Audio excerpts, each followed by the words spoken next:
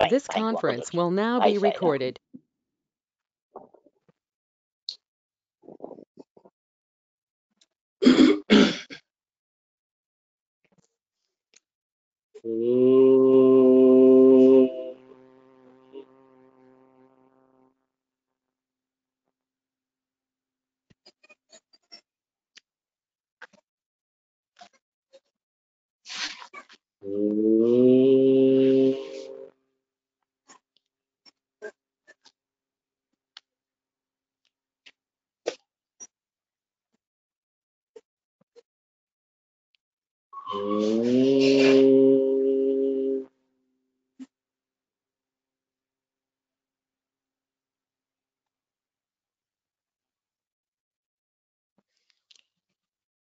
ब्रह्मानन्दं परमसुखदं केवलं ज्ञानमूर्तिं द्वन्द्वातीतं गगनसदृशं तत्त्वमस्यादिलक्ष्यम् एकं नित्यं विमलमचलं सर्वादिसाक्षिभूतम्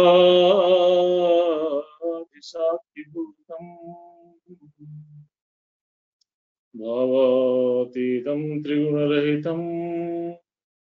श्री साई सद्गुरुं तां नमामि। मुखं करोति वाचालं पङ्गुं लङ्घयते गिरिं यत्कृपातमहं वन्दे परमानन्दमाधवम्।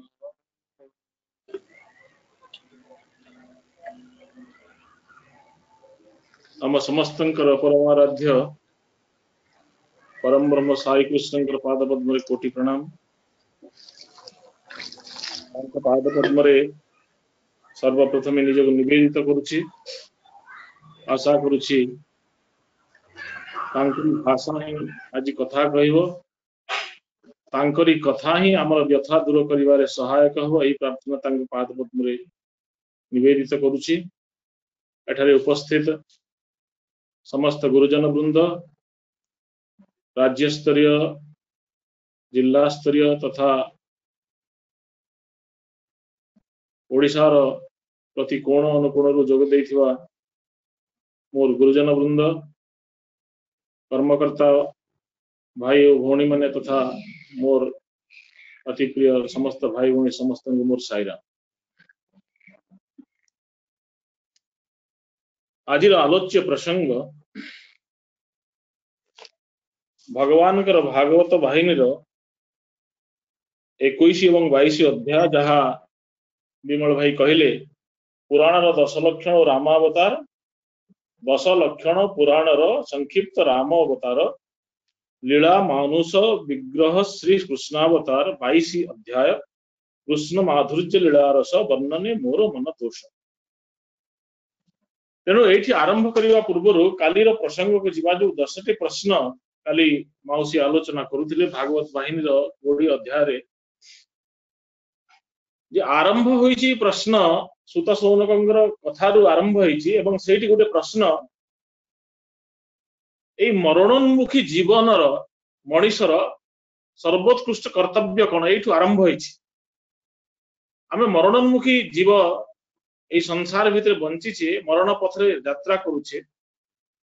एवं एठी आमर प्रथम कर्तव्य कौन एठी प्रश्न प्रथम प्रश्न होईची। एवं ए प्रश्न माध्यम रे जहा भागवत कथा रे आलोचना करा होईची ताहा गूढ़ तत्व सार कथा सब यार प्रश्न को लेकिन यार उत्तर को जो 6टी प्रश्न अच्छी किंतु 10टी प्रश्न अच्छी किंतु प्रथम प्रश्न उत्तर आमे जो पाइबा पई जेते चेष्टा करिबा ता माध्यम रे बाकी सब प्रश्न उत्तर आपे आपे भागवत बाहिनी माध्यम रे आमे पाई जाउछि। प्रथमे तो आमे देखिले प्रकृति रे जेते आलोचना प्रसंग के आमे आसीछु युधिष्ठिर महाभारत कथा, अर्जुन कथा, धृतराष्ट्र कथा, विदुर कथा इत्यादि आलोचना करे, किंतु जेते आमे सेठी भागवत रे मध्य आपण माने देखिबे सेठी प्रथम स्कंद रे केवल भीष्म कथा, भगवान स्वधाम प्रत्यावर्तन कथा इत्यादि अर्जुन जो फेरी इत्यादि आलोचना होती किंतु जो प्रश्न होती परवर्ती समय जो द्वितीय स्कंद आपण मैंने प्रवेश करेंगे देखिए यही 10 विध लक्षण कथा जो पुराण 10 विध लक्षण कथा आलोचित होती भागवतर द्वितीय स्कंधर 10म अध्याय अच्छी आपण मैंने देखिए से अत्र सर्गो विसर्गश्च स्थानं पोषणमूतयः मन्वन्तरेशानुकथा निरोधो मुक्तिराश्रयः। एठी भगवान पुराण संगे संबंधित तार 10टी लक्षण कथा सुनाइबा को जाई से प्रश्नर उत्तर दौरान परीक्षित जो प्रश्न कले सुक से कहउछंती मु भागवत तुमको सुनाइबा पई इच्छा करिछि किंतु से भागवत शुणा पूर्वर ये भागवत पुराण जो सर्वोत्तम पुराण तार 10टी लक्षण मु तुमको व्याख्या करी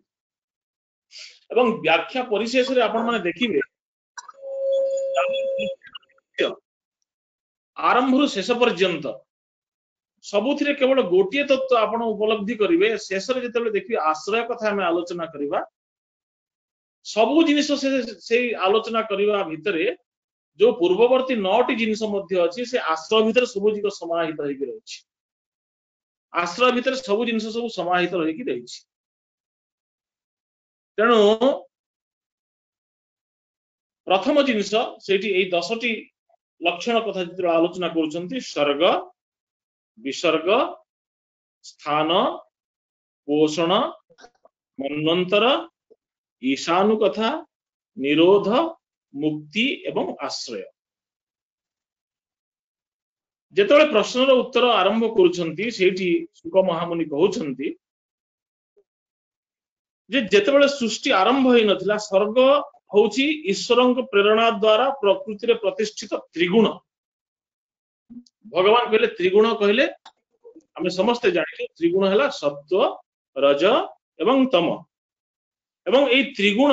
कारण भगवान जेतेबेले एक थिले सेतेबेले केवल 3टी गुण ही प्रतिष्ठित होइकी थिला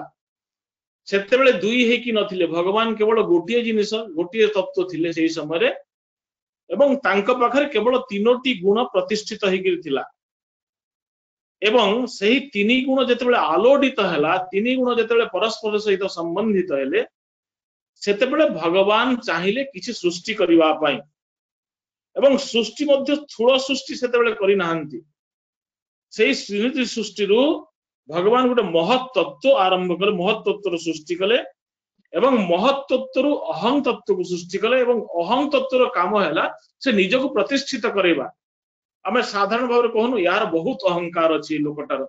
माने कोन करे सी तार अहंकार को निजे प्रतिष्ठित कराइबा अन्य पाखरे जेते चेष्टा करे आमे ताको गोटे अहंकारी मनुष्य तेणु अहंकार लक्षण है से निजक प्रतिष्ठित करेब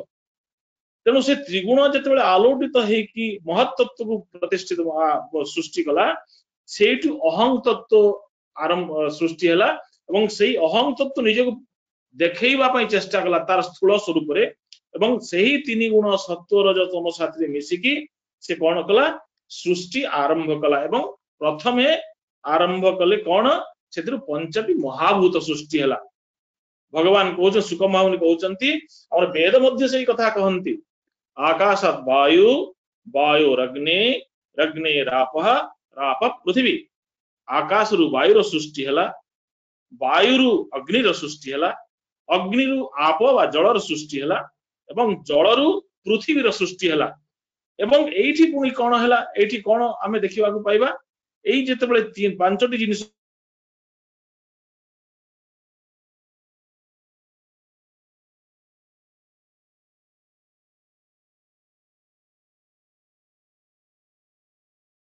कहू सही समय आकाश तत्व शब्द तार नैसर्गिक गुण प्रतिष्ठित है आकाश रे नैसर्गिक गुण प्रतिष्ठित है गोटे गुण आकाश पाखे थिला आकाश रु वायु जेतेबेले पुणी सृष्टि है से शब्द सहित वायुर गुण नैसर्गिक गुण ये 5टी है नैसर्गिक गुण शब्द स्पर्श 2टा आकाश शब्द गुण वायु से रहा एवं स्पर्श गुण रहा तेणु वायु जिते प्रवाहित हो देखिए तार शब्द हम एवं ताको आमे अनुभव स्पर्श करि परिबा तापरे वायु कौन है अग्नि सृष्टि है अग्नि तीनोटी नैसर्गिक गुण है शब्द अग्नि जिते जले शब्द मध्य हुए स्पर्श अग्नि स्पर्श अच्छी हाथ जो पकईदे गरम लगे कि उष्ण लगे अग्नि एवं तार रूप मध्य अग्नि गोटे रूप मध्य अच्छी से जलुवा समय से रूप को आम अनुभव कर अग्नि आप सृष्टि है जल सृष्टि है जल रे कौन अच्छी चारिटी गुण प्रतिष्ठित हेले शब्द आपण देखिए जल प्रवाहित हेले शब्द मध्य शुभे स्पर्श आम जल को स्पर्श कले ताहा जानी पारू जलर स्पर्श गुण मध्य अच्छी रूप अर्थात जलर गोटे रूप मध्य अच्छी एवं रस रसना मध्य तार गोटे स्वादु मध्य अच्छी एवं ताठरु पृथ्वी जेतेबेले आपरु सृष्टि है जल पर पृथ्वी जेतेबेले सृष्टि है सेतेबेले शब्द स्पर्श रूप रस गंध पांचटी जिनिस पृथ्वी भीतर प्रतिष्ठित है पृथ्वी रे पंचगुण विशिष्ट तेणु आकाशर गोटे नैसर्गिक गुण वायुर दुईटी नैसर्गिक गुण अग्निर तीनोटी नैसर्गिक गुण जलर चारोटी नैसर्गिक गुण पृथ्वी पांचटी नैसर्गिक गुण एवं यही शब्द स्पर्श रूप रस गंध यह कहगला पंच तन्मात्रा भगवान से सुखमुनि जिते उत्तर देउछंती ताकू पंच तन्मात्र बोली कहा जाए तापरे कौन से पंच तन्मात्रा एवं पंच महाभूत जिते मिसिले ता साथी से कौन सृष्टि है पंच ज्ञानेन्द्रिय एवं पंच कर्मेन्द्रिय पंच ज्ञानेन्द्रिय है कर्ण चर्म नेत्र जिह्वा नासा कर्ण कहा को गुण द्वारा प्रतिष्ठित शब्द चर्म स्पर्श द्वारा प्रतिष्ठित नेत्र नेत्र है आमर रूप द्वारा प्रतिष्ठित जिह्वा रसना द्वारा प्रतिष्ठित एवं नासा गंध रूपक तन्मात्र द्वारा प्रतिष्ठित एवं से ही बड़ी पंच ज्ञानेन्द्रिय एवं पंच कर्मेन्द्रिय बाघ पाद पाणी वायु उपस्थ पंच कर्मेन्द्रिय यही भली भाव पांच कर्मेन्द्रिय पंच ज्ञानेन्द्रिय 10 पंच तन्मात्रा 15 पंच महाभूत हेले 20 तापरे महत्त्व अहंकार एवं ता साथे तीनोटी गुण प्रतिष्ठित जेतेबेले हेले ताहाको कहा जाय पंचविंशति तत्वात्मक सृष्टि यही उत्पत्ति जेतेबेले एही जिंस उत्पत्ति हैला ताकू आमे कहू पंच याकू कहा जाय स्वर्ग भगवान कहले एही उत्पत्ति ईश्वरंक प्रेरणा द्वारा प्रकृति रे प्रतिष्ठित त्रिगुण जहा आमे देखिबा को पाउचे स्थूल भाव रे ताहाको कहा जाय स्वर्ग तापरे विसर्ग तापरे देखंतु गोटी गोटे तत्व को जेतेबेले जाउचे आमे सृष्टिर गोटे क्रमान्वय धारा एठी देखि परिबा विसर्ग जेतेबेले जाउछु द्वितीय गुण स्वर्ग पर विशेष रूप रे स्वर्ग विशेष स्वर्ग को विसर्ग बोली कहा जाए सेठी कोन हला स्वर्ग जेतेबेले सृष्टि ही गला भगवान सेठी पंचतत्व सृष्टि करके ताको आनंद को आहरण करि पारिले नाही भगवान तांको सृष्टि रे सेही तांकर जो भगवान सत्य से कहते ना I created myself from myself to love myself किंतु जड़ जगत रे जड़ तो नहीं से भीतर तत्व थिला किंतु तांको सृष्टि को आस्वादन करबा पई भगवान कोन करबा पड़िबो आमे कहूछु ना सहस्र शीर्षा पुरुष सहस्राक्ष सहस्रपाद सेटा थिला कि सेतेबेले सृष्टि स्वर्ग अवस्था रे नथिला किंतु विसर्ग रे जेतेबेले विशेष सृष्टि भगवान कले सही समय रे हमर स्वर्ग आधारित होई विराट पुरुषंक द्वारा असंख्य जीवकोटर उत्पत्ति को विसर्ग कहा जाए एना यह विनाश गोचर एवं जेतेबेले एई पंच तन्मात्रा 25 तत्व सृष्टि हला सेठू विशेष सृष्टि आरंभ हला विशेष स्वर्ग आरंभ हला एवं भगवान एठी कोन कले असंख्य जीवकोटर जीव कोटि कोटि जीवर उत्पत्ति को कले ताको विसर्ग कहा जाए एठी कोन हला भगवान निजको multiplication like created myself एठी भगवानंकर प्रेम तत्व को आउटिके व्यापक करा गला प्रतिष्ठित करा गला कारण से प्रेम तत्व को अनुभव करबा पई भगवान निजे इच्छा कले एवं विसर्ग ताको विसर्ग कहा गला तापरे तृतीय जिनिस को आमे जिबा जेतेबेले स्वर्ग स्थान तृतीय लक्षण हैला स्थान एवं एई जो विसर्ग कथा एटा विनाश गोचर एई जो सृष्टि कले एटा गुटे सस्टेनेबल क्रिएचर नुह यार विनाश अछि विसर्ग एई स्वर्ग जहा अछि पंच महाभूत अछि किंतु ता भीतर जीव सृष्टि हैला एटा एई जिनिसटा हैला विनाशमुखी एटा दिने न दिने नष्ट हबो तापरे आसिले स्थान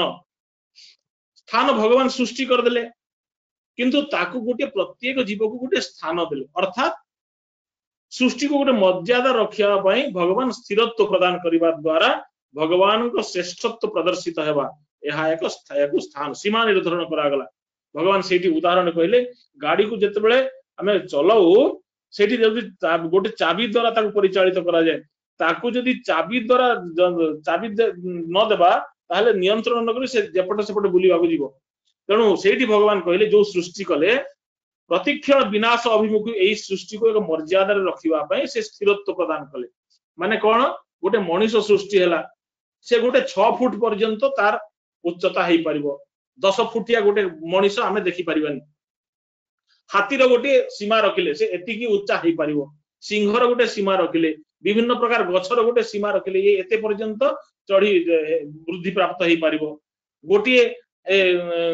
विभिन्न प्रकार जिनसर विभिन्न प्रकार तरु लता गुल्म जहाँ अच्छी सृष्टि जेते प्राणी अछंती जेते जीव अछंती मनीष हो इतर हो किंवा वृक्षलता हो पहाड़ हो पर्वत हो हिमालय पर्वत केते हबो तेणु भगवान गोटे स्थान देले तार लिमिटेशंस को लेगले एतिकी पर्यंत तमे जाई परिबो ताठो जाई परिबोनी गोटे 10 फुटिया 11 फुटिया गोटे लोक आमे दुनिया रे पाई परिबोनी मैक्सिमम 6 रु 7 फुटिया गोटे मनीष किंवा 8 फुटिया कोठी गोटे 6.5 7 फुटिया भी गोटे हाथी गोटे आकाश चुंबी हाथी आमे देखि परिबानी गोटे घोड़ा गोटे 10 फुटिया लंबा होइतिबा घोड़ा देखि परिबानी गोटे कुंभीर 50 फुटिया कुंभीर देखि परिबो तेणु दीज आर दी लिमिटेशंस तेणु ए लिमिटेशंस भितर भगवान समस्त को रखिले गोटे स्थान देले एई भितर तमे रहइबो एठू आगो को जाई परिबोनी तेणु ताको कुहागला स्थान सीमा निर्धारण करंती तापरे कले पोषण सीमा निर्धारण करदेले रखिदेले तो हबनी केमिति से चलिबे केमिति ता गोटे ये करिवे तेणु भगवान कहले सृष्टि को सुरक्षित रखिबा पई भगवान उपरे भक्त मान भगवान कृपा वर्षा करने पोषण करते तेणु सृष्टि करदेले तो हबनी सेमान को किछि तत्व ज्ञान देवा पड़ो किछि तांकर चलनी देवा पड़ो नहेले सेमान तो चलिबा असुविधा हबो तेणु भगवान समस्त को सारा एटी गोटे बड़ जिनिस एटी दैवानुग्रह फर कौन गोटे स्थिर तत्व पई कह जायनि सारा ब्रह्मांड सृष्टि ब्रह्मांड माणवाळ होई जालोमक पे विराज ए समस्त जेते ब्रह्मांड अच्छी सब ब्रह्मांड भितर जेते तत्व अच्छी समस्त दैवानुग्रह समान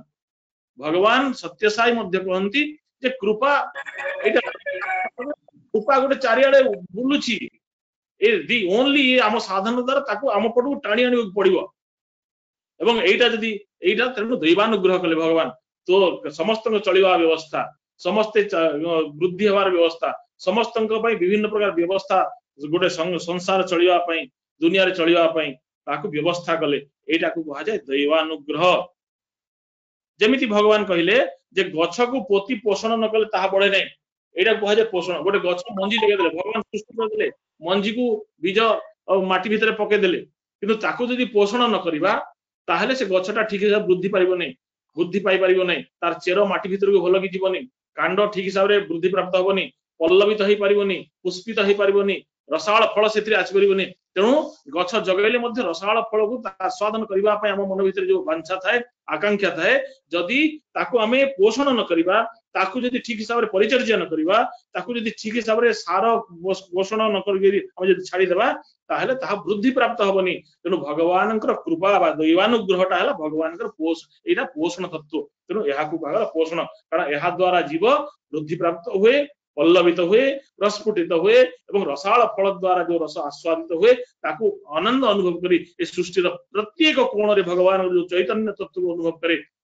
ताहा ही भगवान प्रति अनुरक्ति को अनुभव को विकसित करे तापरे आसिले मन्वंतर मन्वंतर माने कोन तार गोटे गोटे आ गोटे भगवान मन्वंतर रे गोटे जुग निर्धारण कले माने मनीष एठी मन्वंतर कथा कहैछि एठी बहुत जिंस आलोचना रे आसीबो किंतु एटा को जेतबे हम आलोचना प्रसंग को आनिबा सेठी देखा जिवो जे प्रत्येक जीव पय गोटे गोटे लिमिटेशंस जे हम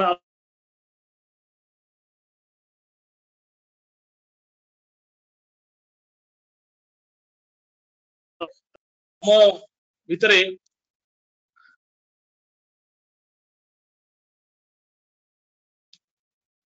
समय अवधि भितर जेतबे भगवान ताकू ताहले सेटा कोन हला किए केते वर्ष बंचिबो गोटे मन्वंतर गोटे समय समान को देले ଏବଂ ସମସ୍ତଙ୍କ ପାଇଁ ଗୋଟେ ସମୟ ନିର୍ଦ୍ଧାରଣ କଲେ। ବ୍ରହ୍ମା ପାଇଁ ଗୋଟେ ସମୟ ନିର୍ଦ୍ଧାରଣ କଲେ, ଦେବତା ମାନଙ୍କ ପାଇଁ ଗୋଟେ ସମୟ ନିର୍ଦ୍ଧାରଣ କଲେ, ମଣିଷ ପାଇଁ ଗୋଟେ ସମୟ ନିର୍ଦ୍ଧାରଣ କଲେ, ପଶୁପକ୍ଷୀ ପାଇଁ ଗୋଟେ ସମୟ ନିର୍ଦ୍ଧାରଣ କଲେ। ଏବଂ ଏଇଠି ଭଗବାନ ଯେତେବେଳେ ଆଲୋଚନା କରନ୍ତି ସେଇଠି କହୁଛନ୍ତି ଯେ ଗୋଟିଏ ଦିନ ଅହୋରାତ୍ରରେ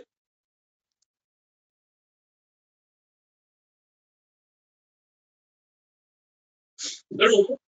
ଅହୋରାତ୍ରରେ ମାନେ 24 ଘଣ୍ଟା, 24 ଘଣ୍ଟାକୁ ଅଷ୍ଟପ୍ରହର ବା ଅଷ୍ଟୟାମ ବୋଲି କୁହାଯାଏ। ଭଗବାନ ଏଠି କହୁଛନ୍ତି 8ଟି ଯାମ, 3 ଘଣ୍ଟାକୁ ଗୋଟିଏ ଯାମ ବା ପ୍ରହର, 8 ଘଣ୍ଟାକୁ 24 ଘଣ୍ଟାକୁ ଗୋଟିଏ ଦିନ। ଭଗବାନ କହିଲେ 30 ଦିନରେ 1 ମାସ, 12 ମାସରେ 1 ବର୍ଷ। ଏହାକୁ ଭଗବାନ କହିଲେ ଲୋକ ସମ୍ବତ୍ସର। 1 ଲୋକ ସମ୍ବତ୍ସର ହେଲା ଦେବତା ମାନଙ୍କର ଗୋଟିଏ ଦିନ।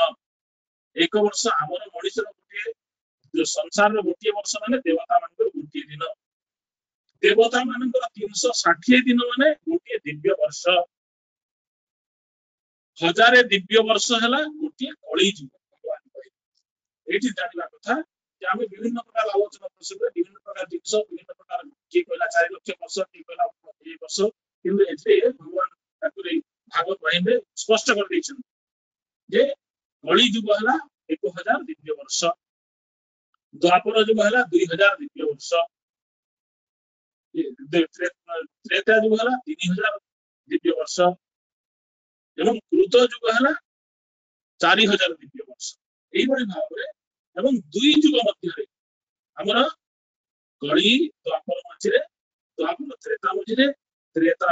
କୃତ ମଝିରେ, କୃତ ମଝିରେ, କୃତ କଳି ଯୁଗ ମଝିରେ 4ଟି ଯୁଗରେ 200 ବର୍ଷର ଗୋଟେ ଦିବ୍ୟ ସମ୍ବତ୍ସର ସନ୍ଧି ଏବଂ ସନ୍ଧ୍ୟାଂଶ ସମୟ ଥାଏ। ତେଣୁ ବ୍ରହ୍ମାଙ୍କର ଏଇଟା କୁହାଯାଏ ଏଇ 1000 ମହାଯୁଗକୁ ଆମେ କଣ କରୁ, ଯେତେବେଳେ ଜାଣିଲେ ଆମେ କଳିଯୁଗ କହିଲେ 1000 ମହାଯୁଗକୁ ବ୍ରହ୍ମାଙ୍କର ଗୋଟିଏ ଦିନ କୁହାଗଲା। ବ୍ରହ୍ମାଙ୍କର ଏଇ ଗୋଟିଏ ଦିନ ତାମାନେ 12000 ଦିବ୍ୟ ବର୍ଷ ହେଲା ଗୋଟିଏ ମନ୍ୱନ୍ତର ମହାଯୁଗ। ସରି, ଏଇ 12000 ଯୋଉ 1000 କଳିଯୁଗ, 2000, 3000, 4000 ଏବଂ 2 ଯୁଗ 200 ଦିବ୍ୟ ସମ୍ବତ୍ସର ମିଶିଲେ ଏଇ 12000 ଯୋଉ ଦିବ୍ୟ ବର୍ଷ ଅଛି 11000 ହେଲା। 11000 ସେଥିରେ ଆଉ ଗୋଟେ ଯୁଗ ମିଶିଲା କଳିଯୁଗ ମାନେ 12000। ଏହାକୁ ଏକ ମହାଯୁଗ କୁହାଯାଏ। ଏଇ 12000 ଦିବ୍ୟ ବର୍ଷ ଏକ ମହାଯୁଗ ଏବଂ 1000 ମହାଯୁଗ ହେଲେ ବ୍ରହ୍ମାଙ୍କର ଗୋଟିଏ ଦିନ ବୋଲି ଭଗବାନ କହିଲେ। ଏବଂ ବ୍ରହ୍ମାଙ୍କର ଗୋଟିଏ ଦିନ ଭିତରେ 14ଟି ମନୁ ଆବର୍ତ୍ତିତ ହୋଇଥାନ୍ତି। ମାନେ ଏଇ ବ୍ରହ୍ମାଙ୍କର ଗୋଟିଏ ଦିନ ଭିତରେ ବିଭିନ୍ନ ପ୍ରକାର ଅଧିପତି ତାଙ୍କର ଥାନ୍ତି। ଏହାକୁ ମନ୍ୱନ୍ତର ବୋଲି କୁହାଯାଏ। ଏବଂ ମନ୍ୱନ୍ତର ମାନଙ୍କର ଅଧିପତି ଯେଉଁ ପ୍ରଜା ପାଳନରୁ ଶୁଦ୍ଧ କର୍ମ ଓ ଭଗବତ ଭକ୍ତି ଅନୁଷ୍ଠାନ କରନ୍ତି ତାକୁ ମନ୍ୱନ୍ତର କୁହାଯାଏ। ଏବଂ ଏଇ ମନ୍ୱନ୍ତର ଯେଉଁ ଅଧିପତି ମାନେ ଅଛି, ଯୋଉ ଅଧିପତି ଅଛନ୍ତି, ସେମାନେ ଯୋଉ କର୍ମ କରନ୍ତି, ପୋଷଣ ଦୈବାନୁକୂଳ ହେଇଗଲା, କିନ୍ତୁ ଏଇ ମନ୍ୱନ୍ତରରେ ଯୋଉ ଅଧିପତି ମାନେ ଥାନ୍ତି ସେମାନେ ପ୍ରଜା ପାଳନ, ଏଥିରେ ଗୋଟେ ଯୋଉ ଅଧିପତି ହେଲେ, ପୋଷଣ ସାରା ସୃଷ୍ଟି କଲେ, କିନ୍ତୁ ତାଙ୍କ ଭିତରେ ଭଗବାନଙ୍କର ଅଧିପତି ସୃଷ୍ଟି କଲେ ଏବଂ ସେ ଅଧିପତି ମାନେ ଯୋଉ ପ୍ରଜା ପାଳନ ରୂପୀ ଶୁଦ୍ଧ କର୍ମ ଓ ଭଗବତ ଭକ୍ତି ଅନୁଷ୍ଠାନ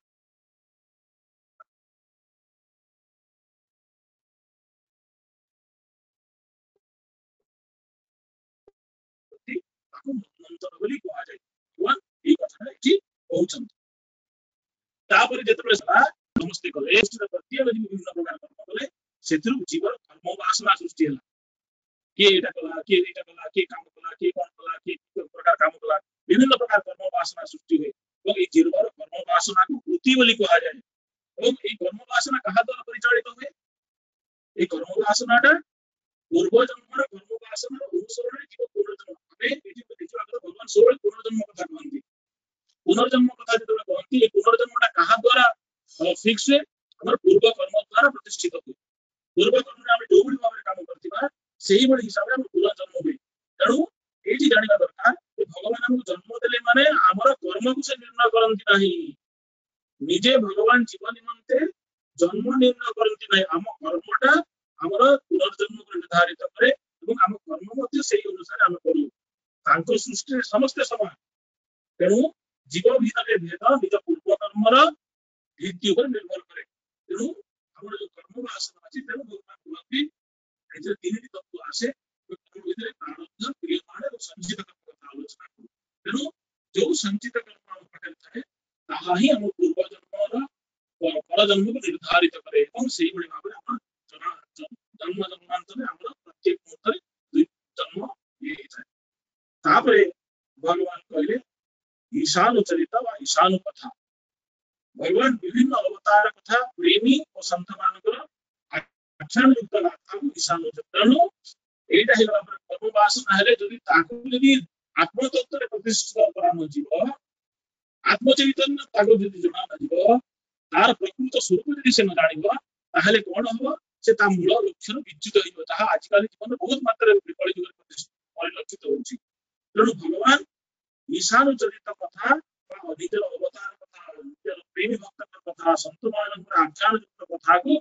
आलोचना विभिन्न शास्त्र पुराण वेद माध्यम भगवान एटा आलोचित कले और प्रतिष्ठित कले तेणु ताहाको कुहाजे ईशानु चरित या द्वारा कोन हो मनुष्य गोटे भल मनुष्य हिसाब से प्रतिष्ठित होई पारिबो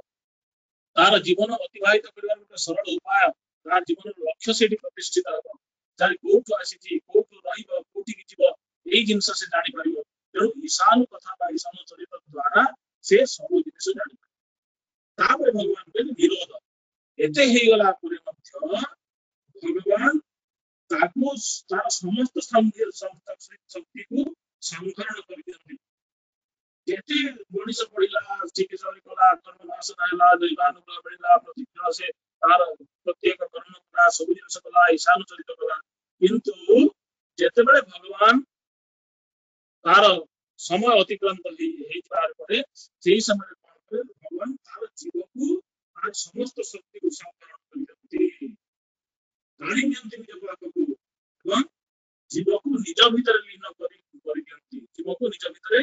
लीन कर दियंती एवं जोग निद्रा जीव प्रवेश भगवान जोग निद्रा प्रवेश करती ताकू निरोध कहा जाए ताकू अन्य अर्थ रे हमें निजर जीवन को मुमुक्षु भाव को भगवान चल निज को लीन होई जाबा मृत्यु को मध्य या कहा जाय पारे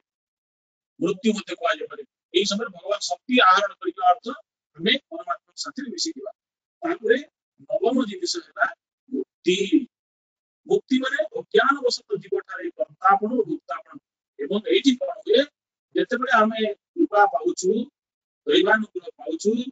कर्म वासना मिल गला परे कोन होय ईशानु चरित परे निरोध कोन जानिला परे मध्य भगवान से भगवान संकरण करिता कथा जानिला परे मध्य कोन होय हम मन रे विभिन्न प्रकार कर्तापन और भुक्तापन देखा जाए कर्तापन माने मु नथिले ए जिंस होबनी मु नकले ए जिंस चलिबनी मो द्वारा ए काम होबो तम द्वारा हे परिबनी मु एते धनी लोक मु एमिति ए लोक एई कथा हमर जतल मन भीतर चिंता आसे एवं ताकू भोग करिवार इच्छा होय से भुक्तापन होते सृष्टि होय मु जो जिंस आहरण करिवि ताकू निजे भोग करिवा निजे आहरण करिवार इच्छा निजको देखै हेबार इच्छा निजर अहंत को देखैबार इच्छा एवं ताहाकू अनुभव ताहाकू भोग करिवार इच्छा ताहाकू कर्तापन एवं भोग कोन कहा जाय तेणु एहा द्वारा कोन होय माया द्वारा आच्छादित होय जाय एठी कोन होय सब जिंस थिले मध्य दैवानुग्रह थिले मध्य कर्म वासना थिले मध्य ईशानु चरित कथा जानिले मध्य एवं हमें फेरी जीवा कथा हम मन भीतर जीवन रे मृत्यु सुनिश्चित भगवान हमको संकलन करके जानिले मध्य कोन होय एहा हम कर्तापन भुक्तापन द्वारा अहंतो ममत्व बढ़ी थाए भगवान कोन करंती यहा को त्याग करी बंधन मोचन करी परमात्मा भाव रे अवस्थान करिबा पई ताकू प्रेरणा दियंती यहा को मुक्ति कहा जाए अनात्म भाव छाड़ी आत्म भाव रे विभावा एठी हमें जानिबा कथा जे ना ए सब जिनिस जति अछि एटा बहुत भगवान अवतार पुराण रो एकमात्र आउट लक्षण हला जे ये कोन करिले से भगवानंकर तत्व को जणे देबा अरे तू जोठु आसी तू लक्ष्य ए कर्ता भुक्तापन भीतर सीमित न माया द्वारा आच्छादित जीवन भीतर कोन काल भीतर तू प्रतिष्ठित पीड़ा बनाउजु एटा दो जीवन लक्ष्य न एटा जतन जानिबो आत्म भाव छड़ी गई आत्म भाव रे न हवा शेष रे भगवान कहले आश्रय आश्रय माने जहां द्वारा चराचर जगत उत्पत्ति और प्रलय देखा जाए सही परम ब्रह्म जगत आश्रय करे परमात्मा सब आश्रय परम ब्रह्म परमात्मा यदि सत्यते जहां द्वारा चराचर जगत पूरी से सृष्टि तत्व पड़े अच्छा महाप्रलय सारा सृष्टि रे गोटिए जिनिस हला तत्व सेटा परमात्मा सबुथिरे प्रतिष्ठित एटा होची आश्रय स आश्रय परम ब्रह्म आश्रय हेले किए परम ब्रह्म केमिति ताकु जानिबा परमात्मेति शब्द ताकु परमात्मा हिसाब रे आमे पूजा करू से ही आश्रय स आश्रय परम ब्रह्म परमात्मेति शब्दते जहा द्वारा चराचर जगत उत्पत्ति होइतिला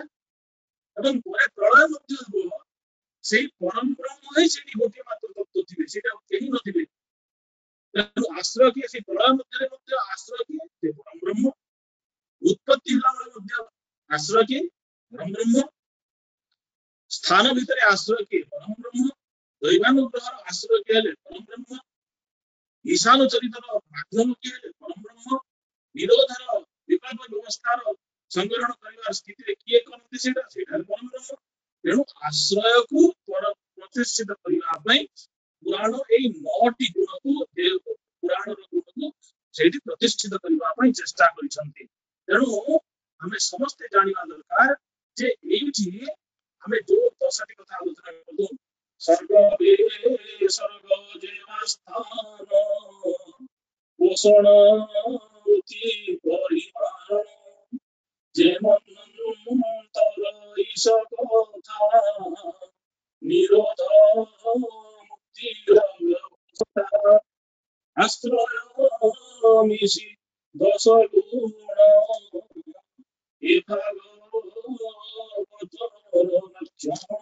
तेणु केवल मात्र गोटे आधार है से आश्रय से परम ब्रह्म तेणु एई जो 9टी लक्षण आरंभ करू ए 9टी लक्षण आलोचना केवल आश्रय निमित्त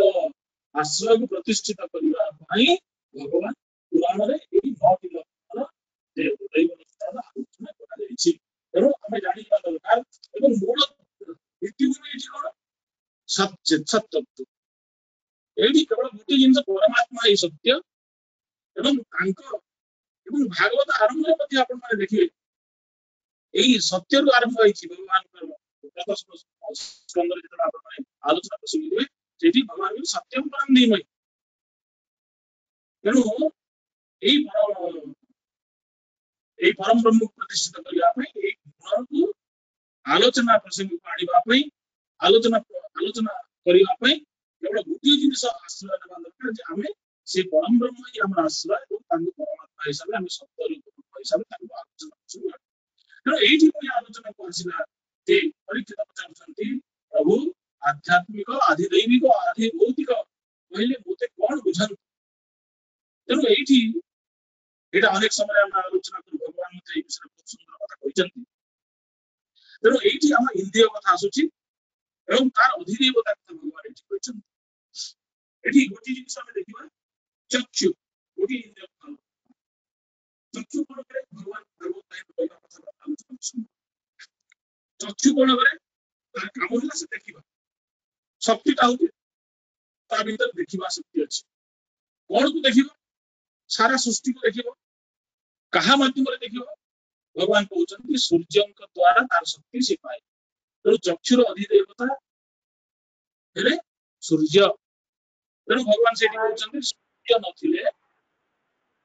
आमे रात्रि देखि परिबानी अंधार जदि थिबो आमे देखि परिबानी अंधार थिले आमे कोनोसी जिंस देखि परिबानी केवल सूर्य जदि अछंती सूर्य लोक जदि अछि ताहले आमे देखि पारि तेणु चक्षुर अधिपति है सूर्य तेणु सूर्य जेतबे नक्षत्र अधिदेव सूर्य से सही इंद्रियर साक्षी रूप रे कहा भीतर प्रतिष्ठित जीव रूप प्रतिष्ठित जीव भितरे सही चक्षुर साक्षी भाव रे हमर जीव रे सूर्य अधिदेवता रूप रे प्रतिष्ठित अछंती तेणु हम देखि पारुछु तेणु एही अधिदेवता द्वारा जो जिनस करा जाए ताकू कहा जाए अधिदैविक एवं जीव यहाँ को कौन करे जीव जीवात्मा द्वारा नेत्र वस्तु देखे वस्तु नथिले नेत्रादि अधिदेवता माने जीव थिले मते देखिबार कुछ नथाय तेणु जीव इंद्रिय एवं अधिदेवता माने परस्पर सहित संबंधित मानको साक्षी है आत्मा तेणु आत्मार साक्षी द्वारा जो कर्म साक्षी आत्मा द्वारा जहाँ सब हुए ताहाको आध्यात्मिक कहा जाए एई अधिदेवता मानको द्वारा जो कर्म करा जाए ताको अधिदैविक कहा जाए एवं एई द्वारा प्रपंच द्वारा विभिन्न आम कर्म द्वारा जो भूतादि विभिन्न प्रकार पंच महाभूत द्वारा जो सब कर्म प्रतिष्ठित हुए ताको अधिभौतिक बोली कहा जाए ତେଣୁ ତାପରେ ଏଇ 10 ଲକ୍ଷଣ ଯେତେବେଳେ ଆଲୋଚନା ସରିଗଲା ସେତେବେଳେ ଭଗବାନ ବିଭିନ୍ନ ଅବତାର କଥା ଲୋକ କଲ୍ୟାଣ ଭଗବାନଙ୍କ ଅବତାର କଥା ରାମକୃଷ୍ଣ ଅବତାରଙ୍କର ରହସ୍ୟ ବୁଝାଇବା ପାଇଁ ଯେତେବେଳେ ଇଏ କରିଛନ୍ତି ଭଗବାନଙ୍କୁ ନିବେଦନ କରିଛନ୍ତି ପରୀକ୍ଷିତ ମହାରାଜ ଯୁଗ ମହାରାଜଙ୍କୁ ସେତେବେଳେ ଭଗବାନ କହିଲେ ଯେ ଦ୍ୱିତୀୟ ଅବତାର ମଧ୍ୟ ସବୁ ଅବତାର ଶ୍ରେଷ୍ଠ କୌଣସି ଅବତାର ପ୍ରତ୍ୟେକ ଅବତାର ନିଜ ବିଭାବରେ ପରିପୂର୍ଣ୍ଣ ଭଗବାନ କହୁଛନ୍ତି ଆମେ ଭାଗବତ ଦେଖିବି ପ୍ରତ୍ୟେକ ଅବତାରଙ୍କର ଗୋଟେ ଗୋଟେ ଭିନ୍ନତା ମାନେ ଅନ୍ତର୍ତତ୍ତ୍ୱ କିନ୍ତୁ ତାଙ୍କର ଶାରୀରିକ ବିଚାର ସେଇ ଯୁଗର ଅବସ୍ଥା ଏବଂ ସେଇ ସମୟର ଯୋଉ ଆବେଗ ଥିଲା ତାକୁ ନେଇକି ତାଙ୍କର କର୍ମ ନିର୍ଦ୍ଧାରିତ ହୋଇଥାଏ କିନ୍ତୁ ଏକମାତ୍ର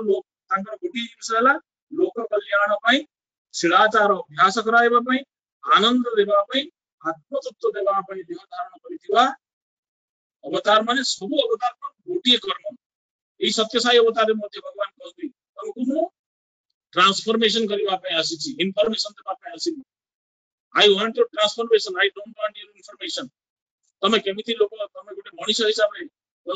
ଭଗବାନ କହିଲେ ଯେ ତମେ ମୋ ଡିଭୋଟି ହେବା ପାଇଁ ଚାହୁଁଛ ତମେ ଗୋଟେ ଭଲ ମଣିଷ ହେବା ପାଇଁ ଚାହୁଁଛ ଭଗବାନ ଭାଗବତ ବାହିନୀରେ ସେଇ କଥାଟା ସୁନ୍ଦର ଭାବରେ କହିଛନ୍ତି a person with manners is a man. A person with discipline is a devotee.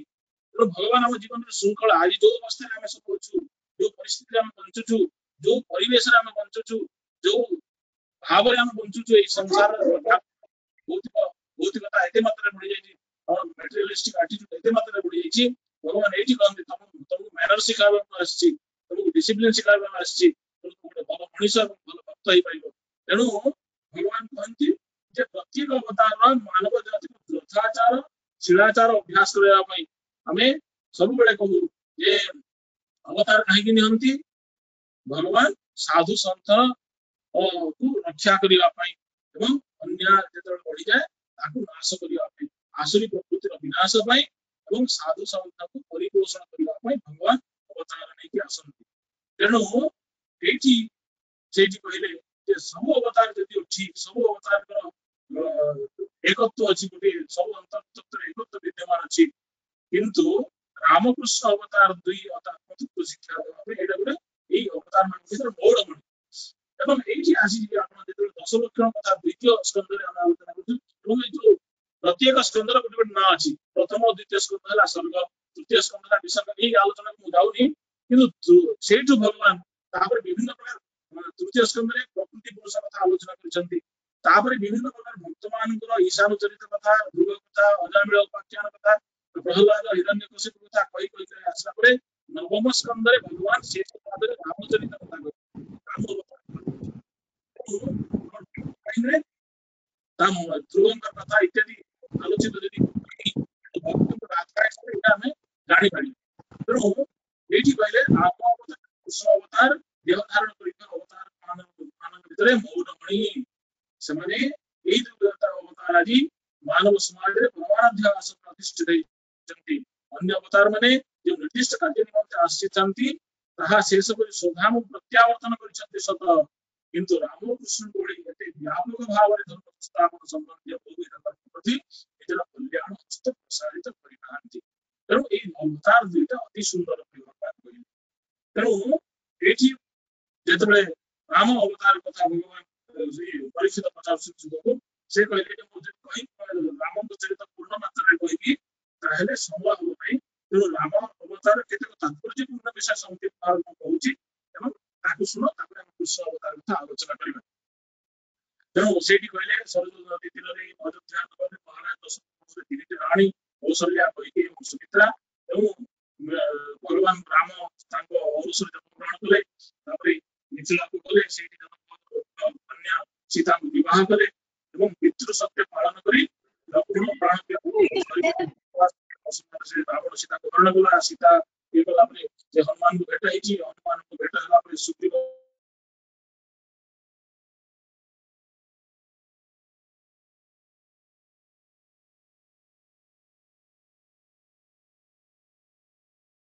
Soumya ରୂପ ବର୍ଣ୍ଣନା କରିଛନ୍ତି ଏଠି ପ୍ରତିମତି ପିନ୍ଧିଥିଲେ ସେ ତାଙ୍କର ସବୁଜ ରଙ୍ଗର ଅଙ୍ଗରଖା ସଙ୍ଗେ ବାଟ ପିତାମ୍ବର ପରିଧାନ କରିଥିଲେ ଶିରରେ ସ୍ୱର୍ଣ୍ଣ କେତୁ ଧରି ବିଭିନ୍ନ ପ୍ରକାର ତାଙ୍କର राजकीय ठाणीर मध्य भगवान सुखदेव एठी वर्णना करछन्ती ଏବଂ ସମଗ୍ର ସ୍ତ୍ରୀ ଜାତି ଉପରେ ତାଙ୍କର ଭାବ ଥିଲା ତାଙ୍କୁ ବୟସରେ ଅଧିକ ସ୍ତ୍ରୀଙ୍କୁ ସେ କୌଶଲ୍ୟା ସମାନ ମାନୁଥିଲେ ଛୋଟ ମାନଙ୍କୁ ଭଉଣୀ ଭଳି ଦେଖୁଥିଲେ ଏବଂ ସମବୟସ୍କ ଥିଲେ ମଧ୍ୟ ତାଙ୍କୁ ମାଉସୀ ସମାନ ଦେଖୁଥିଲେ ତେଣୁ ଏଇଭଳି ବିଭିନ୍ନ ପ୍ରକାର ଆଲୋଚନା କଲା ପରେ ସେ କହୁଛନ୍ତି ଯେ ରାମଚନ୍ଦ୍ର ଥିଲେ ଦରାର ଦୁର୍ଗତ କଥା ଦେଖିଥିବେ ବିଭୀଷଣକୁ ସେ ଶରଣ ଦେଲେ ଆସିଲା ପରେ ଏବଂ ପ୍ରତିଷ୍ଠିତ କଲେ ସୁଗ୍ରୀବଙ୍କୁ ଶରଣ ଦେଲେ ଏବଂ ପ୍ରତିଷ୍ଠିତ କଲେ ଏବଂ ସୁଗ୍ରୀବଙ୍କୁ ଯେତେବେଳେ ବାଳିକୁ ବଧ କରିବା ପୂର୍ବରୁ ତାଙ୍କୁ ସୁଗ୍ରୀବଙ୍କୁ ସେଇ କିଷ୍କିନ୍ଧାର ରାଜା ହିସାବରେ ଘୋଷଣା କରିସାରିଥିଲେ ଏବଂ ତାଙ୍କୁ ଇଏ କରିସାରିଥିଲେ ବିଭୀଷଣଙ୍କୁ ମଧ୍ୟ ଯେତେବେଳେ ଶରଣ ହେଲେ ସେତେବେଳେ ଭଗବାନ ତାଙ୍କୁ ପ୍ରତିଷ୍ଠିତ କରିଦେଇଥିଲେ ଲଙ୍କାର ରାଜା ହିସାବରେ ଏବଂ ଏଇଠି ମଧ୍ୟ ଯେତେ ବାନର ମାନେ କଣ ହେଲା ବାନର ମାନେ ଯେତେବେଳେ ଯୁଦ୍ଧ କରୁଥିଲେ ସେତେବେଳେ କଣ ହେଲା ସେମାନେ ବାନର ମାନେ ସେମାନଙ୍କୁ ରାକ୍ଷସ ମାନଙ୍କ ସୈନ୍ୟ ମାନେ କପଟ ବାନର ରୂପ ଧରି ସେମାନେ ଏଇ ରାମଚନ୍ଦ୍ର ଶିବିରରେ ଆସିକି ମିଶି ଯାଉଥିଲେ ଏବଂ ଯେତେବେଳେ ମିଶି ଯାଉଥିଲେ ସେଇଠି ତାଙ୍କର କିଙ୍କର ବାନର ମାନେ ତାଙ୍କୁ ଚିହ୍ନି ପକେଇଲେ କାରଣ ଅସୁର ପ୍ରକୃତି ବାନର ଏବଂ ରାମଙ୍କର ସହଚର ହନୁମାନଙ୍କର ସହଚର ବାନର ଭିତରେ ତାର ପ୍ରକୃତିଗତ ପ୍ରଭେଦ ଦେଖାଦେବ ନା ଯେମିତି ଗଲେ ଅସୁର ପ୍ରକୃତିର ବାନର ମାନେ ମାଙ୍କଡ ହେଇକି ଅସୁର ମାନେ ପଳେଇ ଆସୁଥିଲେ ଚିହ୍ନଟ କଲେ ରାମଙ୍କୁ ଟାଣି ନେଲେ ସେତେବେଳେ ବାନର ମାନେ ଭଗବାନ ରାମଚନ୍ଦ୍ର କହିଲେ ଯେ ଏମାନଙ୍କ ସହିତ ହିଂସାଚରଣ କର ନାହିଁ ତମେ ହିଂସା କର ନାହିଁ ଏମାନଙ୍କ ପ୍ରତି କାରଣ ସେମାନେ କପଟ ବେଶ ଧାରଣ କରିଥିଲେ ମଧ୍ୟ ବର୍ତ୍ତମାନ ସେମାନେ ମୋର ଶରଣାଗତ ରକ୍ଷା କରିବା ମୋର ଦୀକ୍ଷା ଏମାନଙ୍କୁ ମୁକ୍ତ କର ତେଣୁ ମୋର ଶରଣରେ ତୁମମାନେ ଯେତେ ଯେଭଳି ଧନ୍ୟ ସେମାନେ ବି ସେପରି ତୁମମାନଙ୍କ ଭଳି ସେମାନେ ମଧ୍ୟ ମୋର ପ୍ରିୟ ରାମ କହିଲେ ରାବଣ ପ୍ରତି ମଧ୍ୟ ଭଗବାନ ଯେତେବେଳେ ଯୁଦ୍ଧ କରୁଥିଲା ଆପଣ ପ୍ରସଙ୍ଗ ଆଲୋଚନା କରିବ ଯେତେବେଳେ ଯୁଦ୍ଧ କଲା ରାବଣ ଶେଷ ସମୟରେ ମଧ୍ୟ ଯୁଦ୍ଧ କଲା ସମୟରେ କଣ ହେଲା ଯେ ରାବଣ ପରାଜିତ ହେବା ଅବସ୍ଥାରେ ଥାଏ କିନ୍ତୁ ସନ୍ଧ୍ୟା ହେଇଗଲା ପରାଜିତ ହେଇକି ଅବଶ ହେଇଗଲା ଯେତେବେଳେ ରାମ କହିଲେ ନା ତତେ ମୁଁ ଏବେ ଆଉ ଯୁଦ୍ଧ କରିବିନି କାରଣ ତୋ ହାତରେ ଅସ୍ତ୍ରଶସ୍ତ୍ର କିଛି ନାହିଁ ତମ ହାତରେ ତମେ ଯାହା ଗୋଟିଏ ବିଶ୍ରାମ କର କାଲି ଆସ ପୁଣି ତମ ସାଥିରେ ମୁଁ ଯୁଦ୍ଧ କରିବି ଏଇଭଳି ଦୟାଦ୍ର ଚିତ୍ର ଭଗବାନ ସେଇଠି ଚାହିଁଥିଲେ ରାବଣକୁ ସେଇଦିନ ହତ୍ୟା କରିଦେଇଥାନ୍ତେ ସେଇଭଳି ଭାବରେ ସେ ତାଙ୍କୁ ହତ୍ୟା କରିଦେଇ ପାରିଥାନ୍ତେ ତାର ଉଦ୍ଧାର କରିଦେଇ ପାରିଥାନ୍ତେ କିନ୍ତୁ ସେଇଠି ସେ କଲେନି କାରଣ ଭଗବାନ ଏତେ ଦୟାଳୁ ଚିତ୍ତ ଏବଂ ଆଉ ଗୋଟେ ଘଟଣା ପ୍ରସଙ୍ଗ ଆମେ ଦେଖିବା ଯେତେବେଳେ ଇନ୍ଦ୍ରଜିତ ବଧ ହେଇସାରିଛି ସେଇଠି ସେଇ ସମୟରେ କଣ କଲେ ତାର ଇନ୍ଦ୍ରଜିତ ପତ୍ନୀ ସୁଲୋଚନା କଣ ଚିତାଗ୍ନିରେ ପ୍ରବେଶ କରିବାକୁ ବେଳେ ରାବଣ ବସି କଣ କଲେ ଚିତାଗ୍ନିରେ ପ୍ରବେଶ କରିବା ପୂର୍ବରୁ ରାବଣ ଅନୁମତି ମାଗିଲା ମୁଁ ଯାଉଛି ଚିତାରେ ପ୍ରବେଶ କରିବି କିନ୍ତୁ ରାବଣ ପୁତ୍ର ବିୟୋଗରେ ବ୍ୟଥିତ ରାବଣ ସେଠି କଣ କଲା ଏକଦମ ବିଳାପ କଲା ପାଗଳ ଭଳିଆ ବିଳାପ କଲା ଏବଂ ସେ ସୁଲୋଚନାଙ୍କୁ ଇନ୍ଦ୍ରଜିତର ପତ୍ନୀଙ୍କୁ କହିଲା ମୋର କିଛି କହିବାର ନାହିଁ ମା ତ ଅଗ୍ନିରେ ପ୍ରବେଶ କରିବା ତ ତୋ ମୃତ୍ୟୁ ନିଶ୍ଚୟ ମଙ୍ଗଳମୟ ହେବ କିନ୍ତୁ ତୁ ରାମକୁ ଥରେ ଯାଇ ଦର୍ଶନ ରାମକୁ ଅବଶ୍ୟ ପ୍ରଣାମ ଆପଣ ମଧ୍ୟ କହିଲା କାରଣ ଜାଣିଛି ସୁଲୋଚନା ଥିଲେ କଣ ହେଲା ଯେତେବେଳେ କହିଲେ ସୁଲୋଚନା ଆଶ୍ଚର୍ଯ୍ୟ ହେଇଗଲେ ଆପଣ ମତେ ଶତ୍ରୁ ଏଇଟା ଗୋଟେ ଆପଣଙ୍କ ସେଠାରେ ଅନ୍ୟାୟ ହୁଏ ରାବଣ ସେଇଠୁ କହୁଛି ମୁଁ ରାମଙ୍କ ସହିତ ଶତ୍ରୁତା କରୁଛି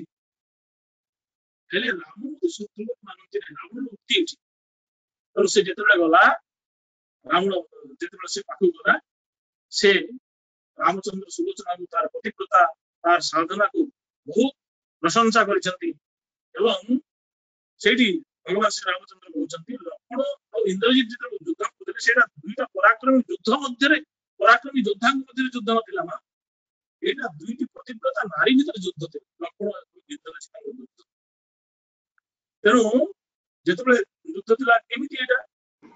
ସୁଲୋଚନା ମଧ୍ୟ ଗୋଟେ ମହାନ ପତିବ୍ରତା ନାରୀ ଥିଲା ଏବଂ ଉର୍ମିଳା ମଧ୍ୟ ଗୋଟେ ପତିବ୍ରତା ନାରୀ ଥିଲା କିନ୍ତୁ ଏଠି ଅସୁବିଧା ହେଲା ଯେ ଇନ୍ଦ୍ରଜିତର କୁଦୃଷ୍ଟି ନାରୀ ମାନଙ୍କ ପ୍ରତି ଥିଲା ଏବଂ ଲକ୍ଷ୍ମଣ ନିର୍ମଳ ବ୍ୟକ୍ତିତ୍ୱର ଥିଲେ ତେଣୁ ଏଇ ଯୋଉ ମାନେ ସାଧନା କଲା ଦୁଇ ଜଣ ପତିବ୍ରତା ହେଲେ ମଧ୍ୟ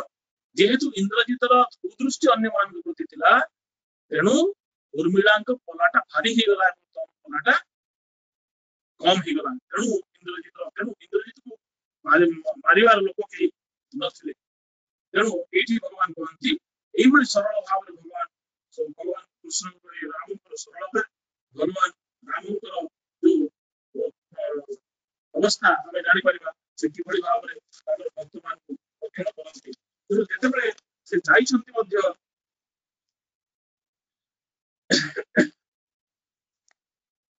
प्रसन्न भाई साईराम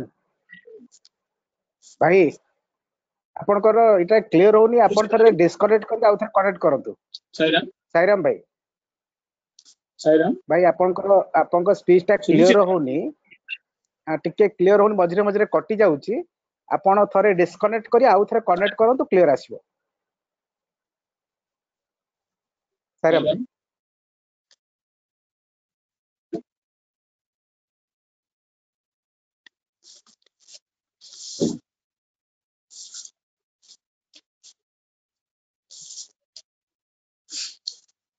साईराम हां सुबिला भाई एबे सुबिला आज्ञा सुबुची वर्तमान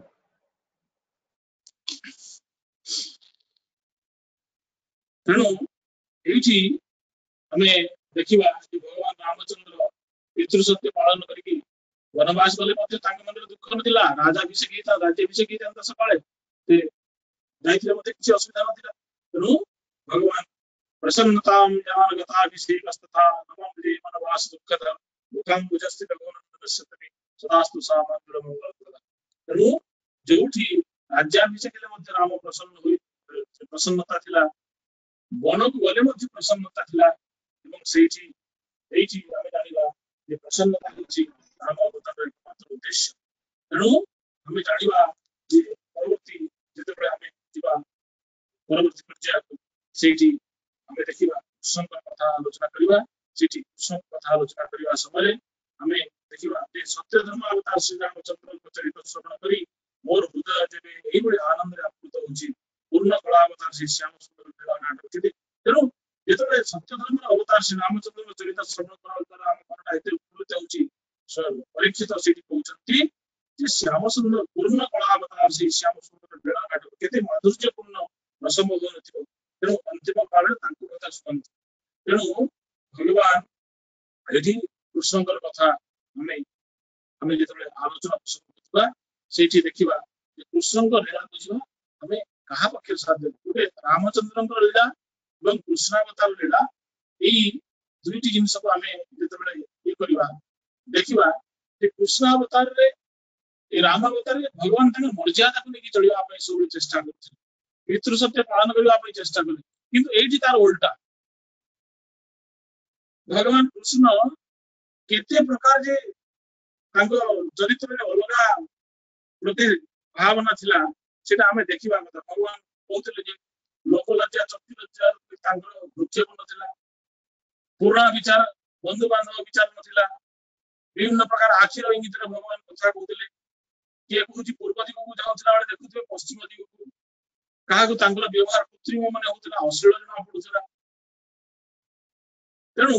भगवान कृष्ण चरित्रटा रामंकर चरित्र ठार उलटा था पूरा मात्रा उलटा था से जहाँ भी करुले लीला मानुष विग्रह भगवान कृष्णचंद्र से क्या किंतु जेते भी कार्य करुले से क्या भय करुन जदि किए साहस संचय कर प्रतिरोध करुला से हिसाब से ये करुले से हिसाब से प्रतिहत करुले तेणु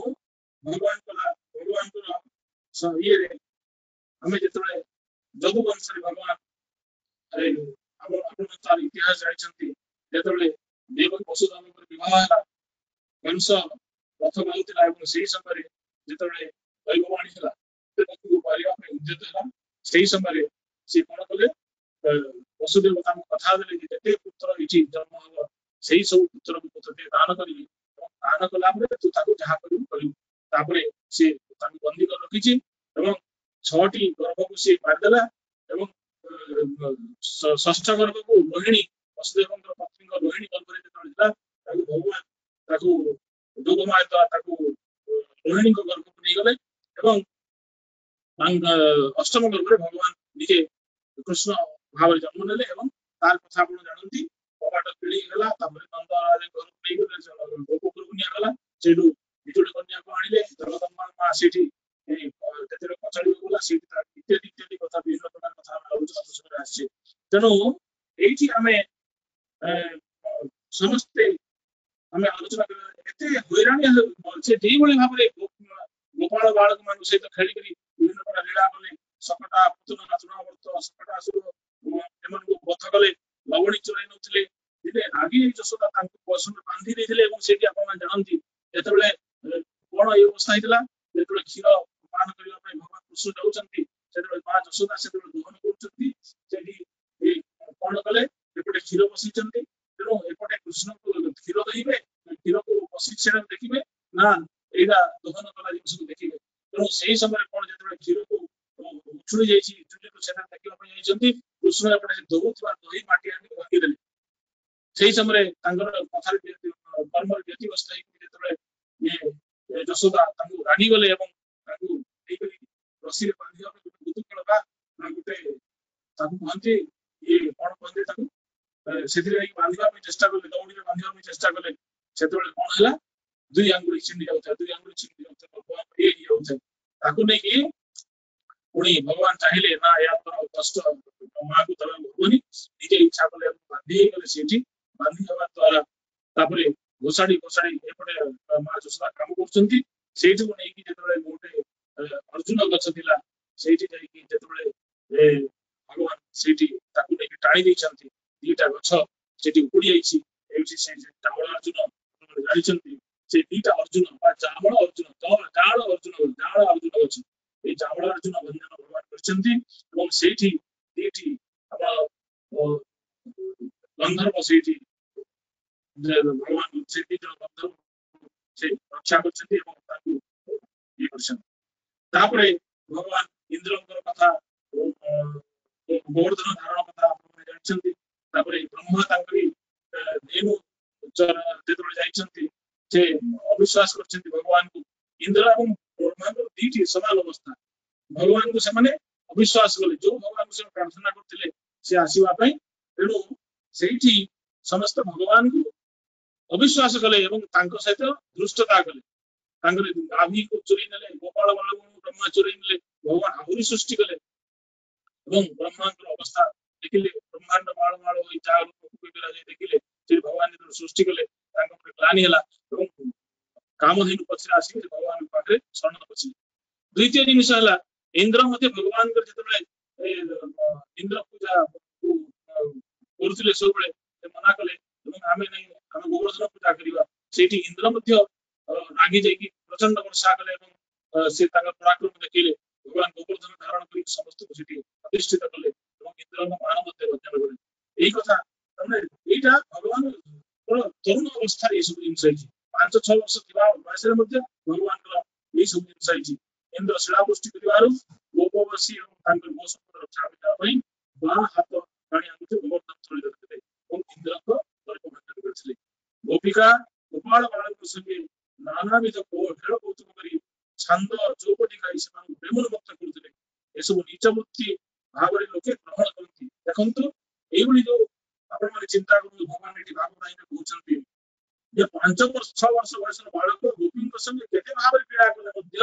ଲୋକାଚାର ବିରୁଦ୍ଧ ମନେ କରିବା ଅର୍ଥହୀନ ମୂଳତାର ପରିଚାଳକ ଗୋପାଳ ଗୁଣଯୁକ୍ତ ଥିଲେ ସିନା କ୍ରୀଡ଼ାର ଅନୁଭୂତି ପାଇଥାନ୍ତି କାରଣ ଭଗବାନ ହଉଛି ଗୁଣର ଅତୀତ ତ୍ରିଗୁଣ ସୃଷ୍ଟି ସେ କରନ୍ତି କିନ୍ତୁ ତାଙ୍କୁ ସେ ତ୍ରିଗୁଣଟା ବାନ୍ଧିକି ରଖିପାରେ ନାହିଁ ତେଣୁ ଗୁଣହୀନ ଥିବାରୁ ସେ ସ୍ୱରୂପକୁ ତାଙ୍କ ଲୀଳା ଗୋଟେ ପାତ୍ର ସ୍ପର୍ଶ କରେ ନାହିଁ ତେଣୁ ଲୀଳା ଗୋପୀ ଗୋପାଳ ମାନଙ୍କୁ ଧାରଣ କରିବାର ମାଧବ କୃତ୍ୟ ବୋଲି ବୁଝିବାକୁ ହେବ ତେଣୁ ଏହି ଗୋପୀ ଗୋପାଳ ମାନଙ୍କୁ ଧାରଣ କରିବା ପାଇଁ ଭଗବାନ ଯୋଉ ଲୀଳା କଲେ ତାହାକୁ ଏଇ ଆମେ ରାସ କ୍ରୀଡ଼ା ବୋଲି କହୁ ଭଗବାନ ବହୁ ଜନ୍ମାନ୍ତର ସେମାନଙ୍କ ବହୁ ଜନ୍ମାନ୍ତର ପୁଣ୍ୟ ଫଳ ହେତୁ ବରପ୍ରସାଦ ହେତୁ ସେମାନଙ୍କ ବାଞ୍ଛା ପୂରଣ କରୁଥିଲେ ସିନା ଅନ୍ୟ କିଛି ନୁହେଁ କାରଣ ସେଇ ଗୋପୀ ମାନେ ବିଭିନ୍ନ ପ୍ରକାର ଦେବୀ ଦେବତା ମାନେ ଗୋପୀ ହିସାବରେ ଋଷି ମାନେ ଗୋପୀ ହେଇକି ବୃନ୍ଦାବନରେ ଜନ୍ମ ହେଇଥିଲେ ଏବଂ ତାଙ୍କ ଭଗବାନ ସହଚର ହେଇକି ଆସି ଜନ୍ମ ଗ୍ରହଣ କରିଥିଲେ ତେଣୁ ଭଗବାନ ସେମାନଙ୍କୁ ଉଦ୍ଧାର କରିବା ପାଇଁ ସେମାନଙ୍କ ସହିତ ସାଧାରଣ ମାନବ ହିସାବରେ ଆଚରଣ କରି ମଧ୍ୟ ତାଙ୍କର ଆଚରଣରେ ଚୌର୍ଯ୍ୟତ୍ୱ ଆରୋପ କରି ମଧ୍ୟ ସେଇ ତାଙ୍କର ଦିବ୍ୟତ୍ୱ ପ୍ରତି ଲୋକେ ଗୁରୁତ୍ୱ ନଦେଲେ ମଧ୍ୟ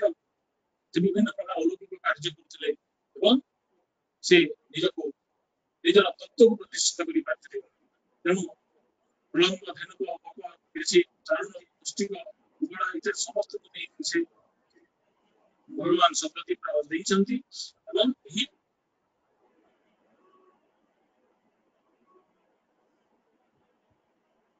ତାଙ୍କର ମାଧୁର୍ଯ୍ୟ ଲୀଳାରେ କୌଣସି ପ୍ରବାହିତ ହୋଇଥାଏ ତାଙ୍କର ଦର୍ଶନ ଦର୍ଶନ ସମ୍ଭାଷଣ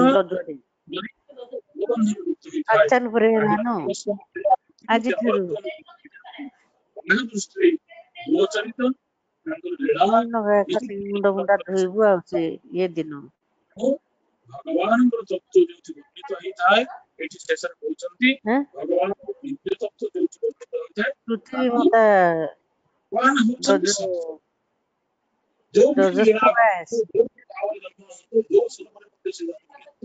ଯାହା ବି ହଉ ଯାହା ତାହେଲେ ମଧ୍ୟ ଆମେ ଦ୍ୱାରା ସେଇ ସତ୍ୟକୁ ଆମେ ବୁଝିପାରୁନୁ ସାଂସାରିକ ବନ୍ଧନରେ ଗୋଟେ ଜୀବନ ମୁକ୍ତ ଅବସ୍ଥା ପ୍ରାପ୍ତ କରିବା ଲକ୍ଷ୍ୟ ହେଲେ ମଧ୍ୟ ବାଟ ଛୁଟି ଯାଉ ତମେ କ୍ରୀଡ଼ା କରିବା ପାଇଁ ଭଗବାନ ଏ ଜଗତକୁ ରଚନା କରିଛନ୍ତି ଖେଳିବା ପାଇଁ କିନ୍ତୁ ଆମେ ବୁଦ୍ଧି ପୁରୁଷ ମାନେ ନିଜକୁ ଏହାର ସୁଖୀ ବୋଲି ମନେ କରୁ ତେଣୁ ଆପଣଙ୍କ ନିର୍ଲଜ ମାନେ ଆପଣଙ୍କୁ କଣ ବା ସମର୍ପଣ କରିପାରିବେ ତେଣୁ ଭଗବାନ କହନ୍ତି ଗୀତାରେ କହିଲେ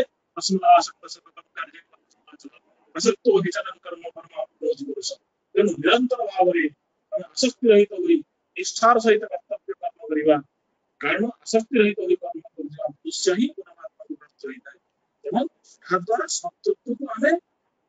ପ୍ରାପ୍ତ କରିପାରିବା ସତ୍ତ୍ୱ ଭଗବାନ ସେଇଠି କହିଲେ ନା ଯେ ଆରମ୍ଭ ଯେତେବେଳେ ଆମର ଭାଗବତ ଆରମ୍ଭ ହେଇଛି ସେଇ ସତ୍ତ୍ୱକୁ ପ୍ରତିଷ୍ଠିତ କରିବା ପାଇଁ ଆରମ୍ଭ ହେଇଛି तेन ब्रह्मा हृदय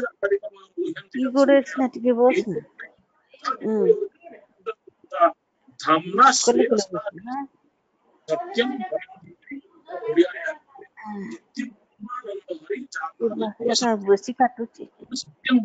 भगवान होचंती सत्य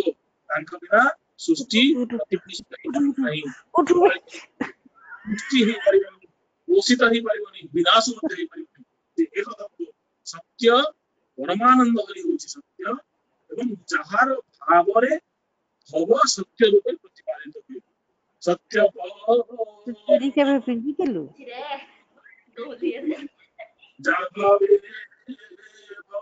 सत्य परमानंद हरि होची एकमात्र सत्य एवं यही सत्य भावरे सारा सृष्टि को आम सत्य बोली भागु सत्य बोली ग्रहण करू तेणु भागवत हूँ भगवान कथा भागवत हूँ भगवान कथा भागवान भगवान लीलार गोटे भावर प्रतिष्ठित अनुभव जीवन विषय तेणु यही कथा को प्रतिष्ठित करने भगवान पीबतम भागवतम रसमालय मुहुर रसिका तेणु भागवत हूँ अमृत रस पान करने द्वारा कौन हुए आम रससिक्त हो अनुभव हो जीवन आवेग जिते से चर्मचक्षु जिते भगवान से चकाटोला निवेशित हो जाए से चक्षु साथ जो मिसी जाए आवेग चक्षु भीतर मिसी जाए से केवल गोटे जिनस हुए अनुभव से अनुभव द्वारा जो अश्रुसिक्त भाव सृष्टि हुए सेटा हूँ आनंद से आनंद तत्व को अनुभव करने प्रयास भागवत माध्यम समस्त करने दरकार कारण भागवत हूँ शेष कह भागवत लक्षण अनेक भगवान अनेक समय भगवान सत्य साई आम ओडिशार जड़े भाई जड़े भाई कथा जो रेसिडेंस ड्यूटी करते भागवत अध्ययन करने भागवत पढ़ा परामर्श देते यहीटा आम जीवन ध्येय हवा दरकार आधारभूत तत्व हवा दरकार समय आम जो अनुभव करना जीवन आम गोटे विरह कातर अवस्था भाई जना पड़े ये समय जो आम विजयलक्ष्मी भौणी तार शुश्रूर ये कले आम मलापर विभिन्न प्रकार मासे देहावसान है मुझे आलोचना प्रसंग जो कथा होती सी कहते आम मलापर विभिन्न प्रकार दान दू 11 दिन में विभिन्न प्रकार दान दिया गोदान भूमिदान किंतु से मृत्युर मासे पूर्व सब जाक दान निजे छाड़देले ଏବଂ ସେ କହିଲେ ମୋ ଯିବା ସମୟରେ କେହି କାନ୍ଦିବନି, ଗୋଟେ କ୍ରନ୍ଦନ, ମତେ ଆନନ୍ଦରେ ସମସ୍ତେ ବିଦାୟ ଦେବ, ମୋ ସାମ୍ନାରେ କେହି କାନ୍ଦିବନି, ସବୁ ଦାନ ଦେଇ ସାରିଲା ପରେ ତାଙ୍କ ଦେହାବସାନ। ତେଣୁ ଏଇଟା ହଉଛି ପରମ ଭାଗବତ ଅବସ୍ଥା, ଏଇଟା ହଉଛି ପରମ ତତ୍ତ୍ୱ ବୁଝିବାର ଅବସ୍ଥା। ତେଣୁ ମନୁଷ୍ୟ ଜନ୍ମରେ ଲାଭ ଏଣୁ ଗୋବିନ୍ଦେକର ଭାବ, ଏଇ ଗୋବିନ୍ଦ ଭାବ ଯଦି ମୋ ଜୀବନରେ ପ୍ରତିଷ୍ଠିତ ହବନି, ମନୁଷ୍ୟ ଜନ୍ମ ବହୁତ ଜନ୍ମ ପୁଣ୍ୟ ଫଳେ, ମନୁଷ୍ୟ ଜନ୍ମ ବହି ତଳେ ଗାଇବାର କିଛି ଅର୍ଥ ନାହିଁ। ଯଦି ମନୁଷ୍ୟ ଜନ୍ମରେ ଲାଭ ଏଣୁ ଗୋବିନ୍ଦେକର ଭାବ, ଏଇ ଚିନ୍ତାଟା ମୋ ମନ ଭିତରେ ଉଦ୍ରେକ ହେଲା। ଏଇ ଜୀବନରେ ମୁଁ ଯଦି ଗୋବିନ୍ଦକୁ ଅନୁଭବ କରିନି, ସେଇ ସତ୍ ତତ୍ତ୍ୱକୁ ଅନୁଭବ କରିନି, ସତ୍ୟମ ପରମ ଧୀମହି ସେଇ ଅବସ୍ଥାକୁ ପ୍ରାପ୍ତ ହେଇନି, ତାହେଲେ କଣ ହବ, ମୋ ଜୀବନଟା ଭାଗବତମୟ ହେଇପାରିବନି, ଭବମୟ ହେଇଯିବ। ଭବ ଭିତରେ ଭାଗବତ ଖୋଜିବାର ପ୍ରଚେଷ୍ଟା ଆମକୁ ଭାଗବତ ଶିଖାନ୍ତି। ଏବଂ ଏଇ ପରିପ୍ରେକ୍ଷୀରେ ଯେତେବେଳେ ଆମେ ଆଲୋଚନା ପ୍ରସଙ୍ଗରେ ଯିବା ଆଗକୁ, ସେଇ ସମୟରେ ଧୀରେ ଧୀରେ ଯେତେବେଳେ ଆଗକୁ ଯିବା, ସେତେବେଳେ ଜାଣିବା ଯେ ଭଗବାନ ଏକମାତ୍ର ସତ୍ୟ, ଯାହାଙ୍କ ଛଡା ନା ସୃଷ୍ଟି ନା ସମଷ୍ଟି କାହାକୁ ଆମେ ବୁଝିପାରିବା ନାହିଁ, ଏବଂ ସେ ହଉଛନ୍ତି ଏକମାତ୍ର ଆସ। ଜୟ ଶ୍ରୀ ओम श्री साई राम। आज नेटवर्क जनित बाधा सृष्टि होगा जो बहुत आमर मौसा मौसी भाई भौणी मैंने आज कार्यक्रम ठीक भाव शुणा वंचित हेले।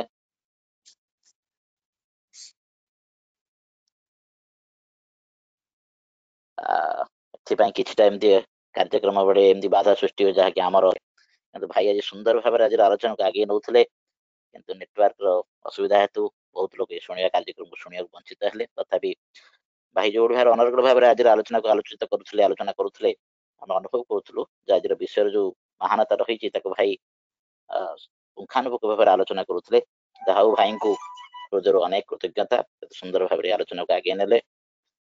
आसंता काली जो विषय दुटी रही अध्याय 23 और अध्याय 24 गोपर उद्धव और कृष्ण लीलारस शुक भावांतर अप्राकृत बाल्य लीलारस वर्णन असाध्य,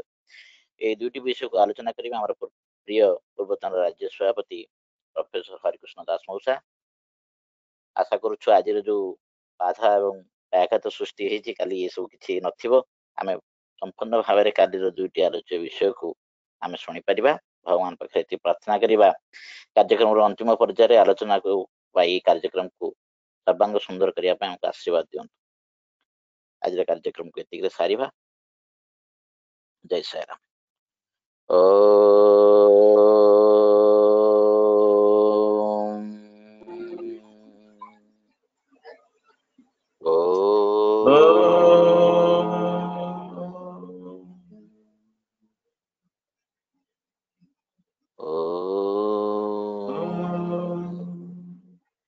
समस्तलोका सुखिनो भवन्तु, समस्तलोका सुखिनो भवन्तु, समस्तलोका सुखिनो भवन्तु। ओम शांति शांति शांति।